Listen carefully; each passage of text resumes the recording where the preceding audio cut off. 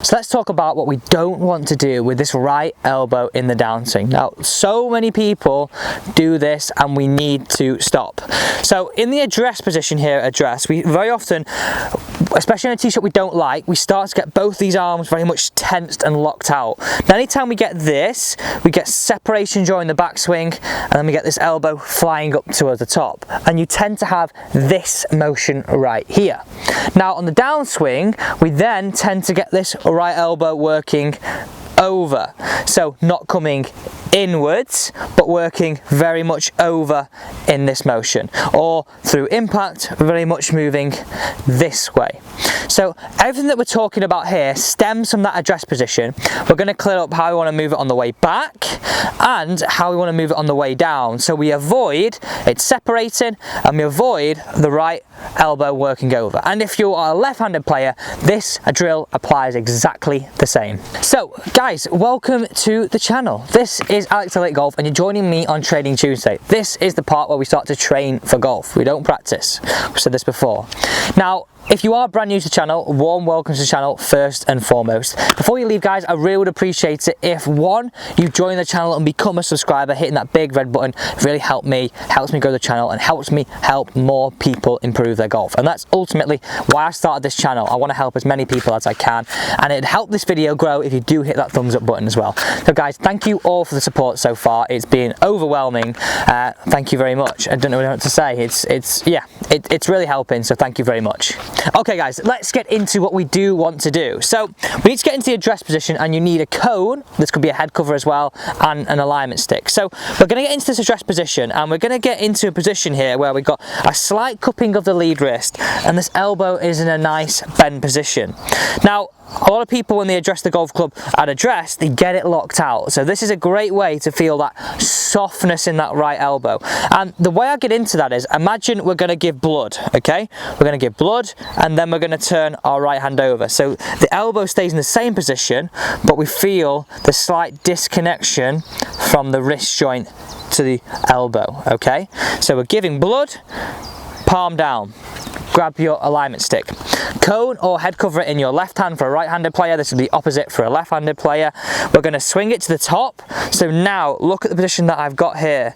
My right elbow is nicely bent on the top, so adding the left hand here. From down the line perspective, we've got not a flying elbow. It's in a nice organized position, and this is the key move for the downswing. Now remember, before, we don't want this to happen.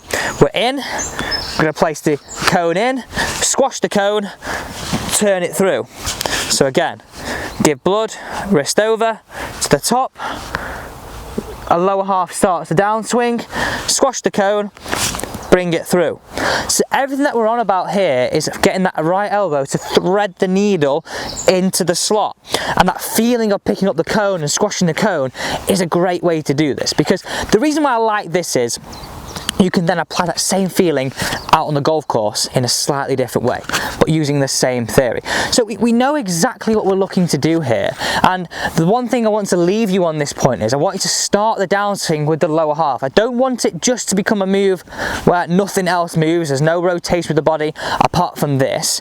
You'll notice here as I'm doing this drill, and we'll go for it from the top here, give blood, palm down, alignment stick on. We're going to turn it to the top. So you notice here I've got 90-45 split, hips to shoulders, and then turn to the top, the cone's in there, lower half starts a downswing, pin the cone in, bring it through to impact.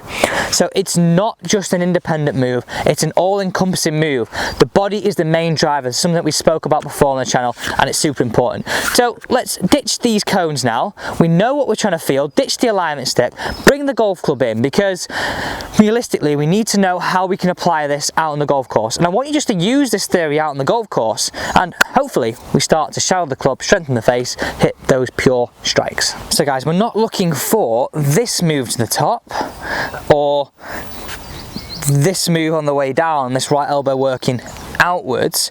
We're really looking to have a softness, give blood, palm over to the top, and in, so into that slot. And as we do this, if we keep that right hand on top as well, we're getting this club face in a really nice strong position. And I've got a video on that, and I'll leave that link just up here for you to check out how to strengthen that face in the downswing, and it's a super important one to watch. But let's show you this in a little bit more detail right now. So we know we had the cone underneath there for our feeling. So what I want you to do here is I want you to grab a bit of t-shirt or your jumper, and I want you to put it underneath your armpit, okay?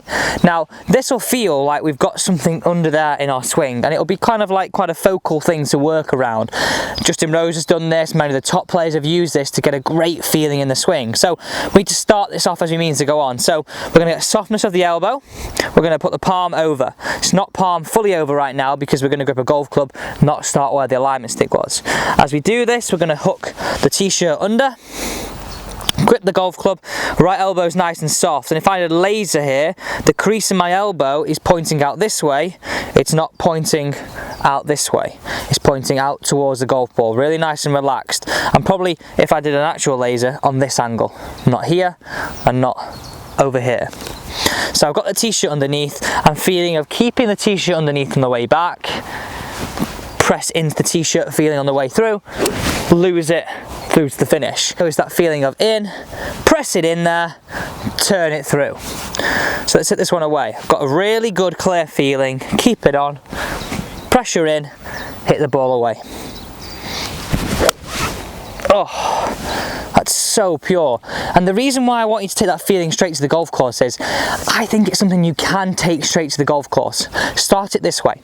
Soften the elbow, put it under, feeling to the top, feeling if you're slotting the right elbow in, not working it over, is ultimately so key. And guys, I know a lot of you might ask me a question here, can I do this with driver, can I do this with the irons? You can do this with every single club. So guys, it's that part of the time on this video where we pull out a few comments, and these are all from people who are watching the video, and questions about their game. And if you've got any questions about your game, guys, please do comment down below. We'll either pull 3 of the comments out on each and every video, or I will comment back to you directly. So as I said, we're pulling out these comments on the table drill video, and I'll leave that link to that video down there. It is a class video, so make sure you do go and check that out once you've finished watching this. So this one comes from Greg Norris. Like the smash the table drill theory, understand the feeling of where my arm needs to be in the swing. Cheers Alex, I'll take this straight to the course.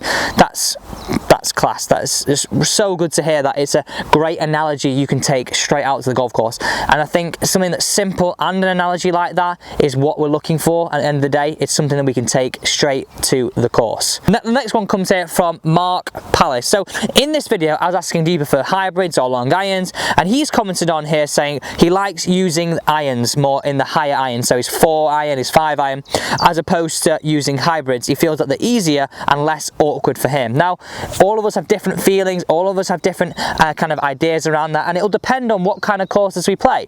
If we play more of a links course, we may be more suited to a longer iron to get the ball running, get it going a lower trajectory, compared to a hybrid which could get us the ball in the air a little bit easier. So all these factors have to come into play when you're deciding between hybrids and long irons.